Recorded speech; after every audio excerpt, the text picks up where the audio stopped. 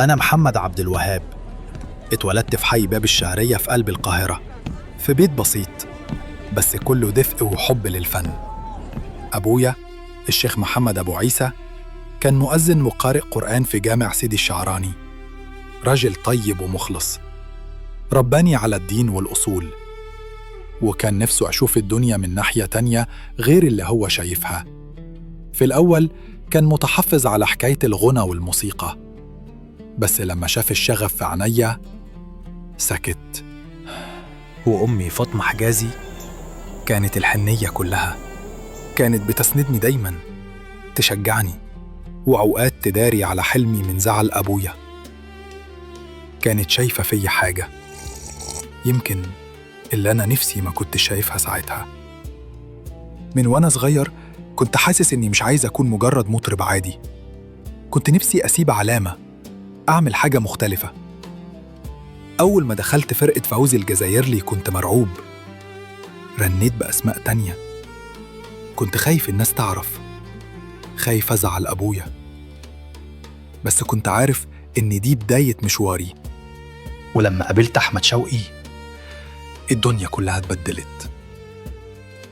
الراجل ده ما كانش مجرد شاعر، كان أب تاني، أستاذ علمني إن الكلمة في الأغنية لازم تبقى صادقة، توجع، تضحك، تبكي، بس أهم حاجة تحرك القلب.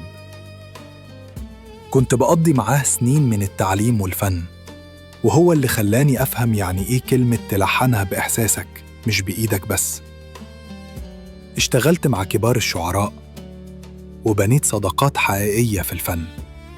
ومع ليلى مراد العلاقة كانت محترمة جداً، اتعلمت منها كتير، كانت صادقة قوي في غناها، وكل لحظة معاها كانت مدرسة في الإحساس.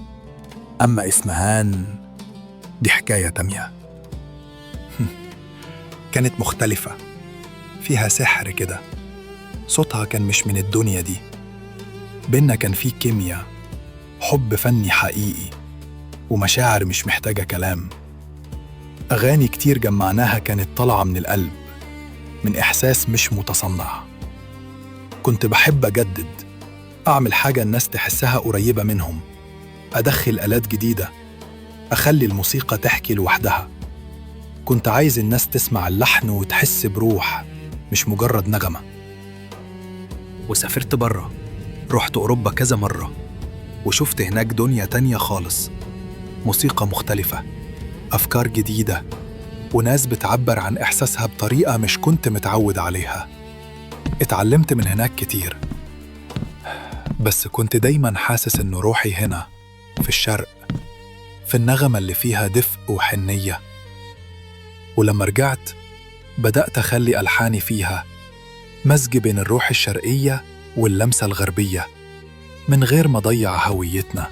كنت بحس إن اللحن الشرقي لما بيتقابل مع الإحساس الأوروبي بيخلق حالة جديدة، حالة بتخاطب القلب والعقل مع بعض. وده يمكن كان السبب إن موسيقاي تبقى قريبة من الناس في كل حتة. الشرق والغرب سمعوني بنفس الحب. وفي آخر المشوار، بعد عمر طويل مليان موسيقى وفن وحكايات، جه اليوم اللي أودع فيه الدنيا بهدوء. ما كانش فيه دوشة ولا صخب، بس كان فيه سلام. كنت قاعد في بيتي وسط ذكرياتي ونرمي وصوتي اللي مسكتش طول السنين. قلبي تعب بس ما استسلمش بسهولة.